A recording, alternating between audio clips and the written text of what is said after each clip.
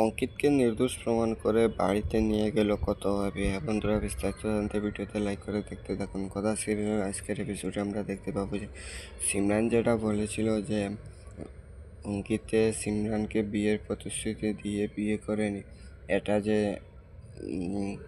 চিত্রা গুহর একটা প্ল্যান ছিল সেটা প্রমাণ করে ফেলেছে কথা।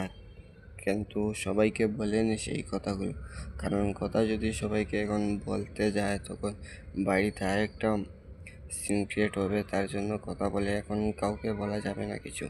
তখন সিমরানের বাবা সিমরানকে বলছে, তুমি যাও এদের কাছে, সবার কাছে গিয়ে ক্ষমা চাও।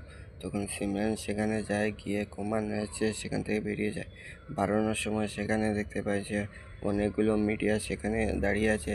সিমরানকে বলছে কি হলো, ভিতরে কি কথা হলো শেষ পর্যন্ত। তখন সিমরান কিছু না বলে সেখানে দাঁড়িয়ে থাকে। পিছনে পিছনে জুনিও কথা যায়, সেখানে গিয়ে বলে আমরা আর কিছু বলতে চাই না, কারণ মিথ্যে বলাটা ভালো নয়, যা বলবে পুলিশ বলবে, কিন্তু এইটুকু আমরা বলতে পারি যে অঙ্কিতা নির্দোষ।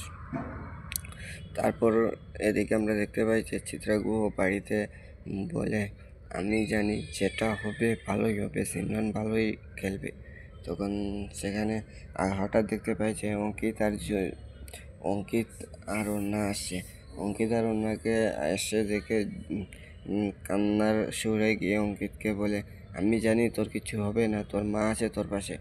তখন অঙ্কিত বলে আমি জানি এখন আমার জীবনটা একটা ইয়ের মধ্যে আছে, তারপরেও বলছি আপনার কোনো হেল্প লাগবে না আমার, কারণ এতটাই আমার দুর্গতি এসে নেমেনি যে আপনার হেল্প লাগবে। এটা বলে সে সেখান থেকে চলে যায়। এদিকে অন্যা বলে মা একটু দাঁড়াও, দাদাভাইকে আজ একলা একটু ছেড়ে দাও, কারণ দাদাভাইকে আজ যা যা ফেস করতে হয়েছে তার জন্য ওকে একলাই ছেড়ে দাও। ঠিক তখনই চিত্রা গুহ ওখান থেকে বলে অন্যা তুইও কি মনে করিস যে তোর মা এমন একটা খারাপ কাজ করতে পারে? তখন যিনি তখন অন্যা বলে না মা, আমি এরকম কিছু ভাবি না। ঠিক তখনই চিত্রা গুহ বলে আমি জানি কে বা কারা এই সিমরানকে এইভাবে উস্কে দিয়েছে, আমি ঠিকই জানি কারা। এটা বলে ও নিচের দিকে যাচ্ছে। ঠিক তখনই কথার সামনে এসে হাজির হয়ে বলে ছোটো মা, মেজো মা, তুমি এবার বন্ধ করো বাড়ির মানুষকে খারাপ ভাবা। তাই আপনাদের কি মনে হয় আগামী এপিসোডগুলোতে কী হতে চলেছে অবশ্যই কমেন্ট করে জানাবেন। আর আগামী সকল আপডেট চ্যানেলটি সাবস্ক্রাইব করে পাশে থাকবেন। ধন্যবাদ সবাইকে।